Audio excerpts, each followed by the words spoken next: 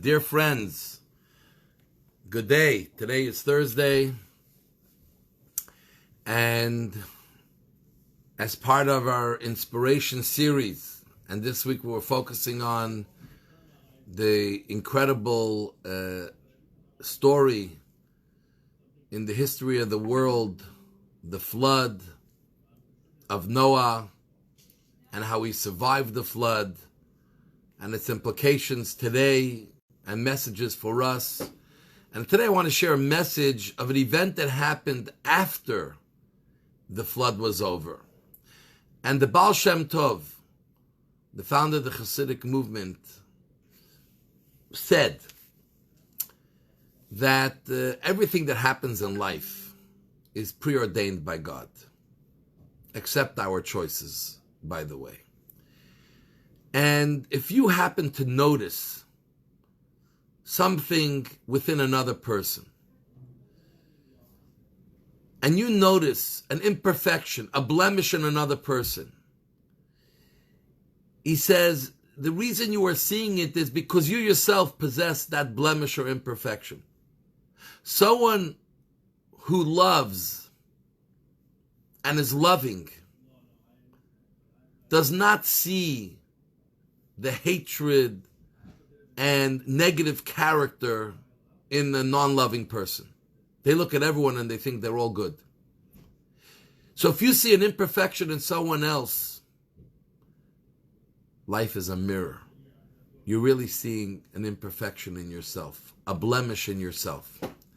And it's based on the story of how Noah, after the flood, he planted a vineyard, he made wine, he drank, he became drunk, and he was laid out naked, sprawling on the floor of his tent. And one of his sons, Ham, came in and noticed the culpability and the guilt of his father becoming drunk, and couldn't stop talking to his brothers about how their father is silly and is guilty of getting drunk. While the other two brothers, the minute they heard of the state of their father, they went in respectfully backwards. They did not see him laying shamelessly. They didn't even notice it. It didn't even enter their mind. They immediately went to cover him, so he's laying more modestly until he gets sober and wakes up. The same children, but they saw different worlds. Ham saw the guilt and culpability of Noah. Shem and Yafes did not see the guilt and culpability. They just saw a situation that had to be reacted to. And that's what they did. They reacted to it. And this is what the Baal Shem Tov is saying. We, every one of us, love ourselves. We love ourselves so much that we don't see our deficiencies. We don't see our issues, our blemishes, our imperfections. And by the way, everyone has imperfections. None of us are perfect. We don't see them. So how are we ever going to figure it out? We don't like when people tell us what's wrong with us, especially, as often happens, they don't tell it to us in a loving and caring way just to point out our negative behavior and character and blemish. So how are we ever going to figure it out? So God did us a favor. The world is our mirror. When you look at an act that someone did, when you look at a behavior, and what you notice and what you pick up is the shame, the guilt that the person should have for their behavior, that is a sign that you possess in some way that same deficiency and blemish. Because if all you saw was their behavior and you were wondering, what can I do to help? Or how can I react in a way to help the situation or that person? Then you don't possess it. You just see a fact. But if you are relating to what's driving that fact, what brought the person to behave that way, it's because you yourself possess that same fault. And this way you can help yourself and fix yourself up as well. So imagine the incredible message of this teaching. how we see so many events all the time around us.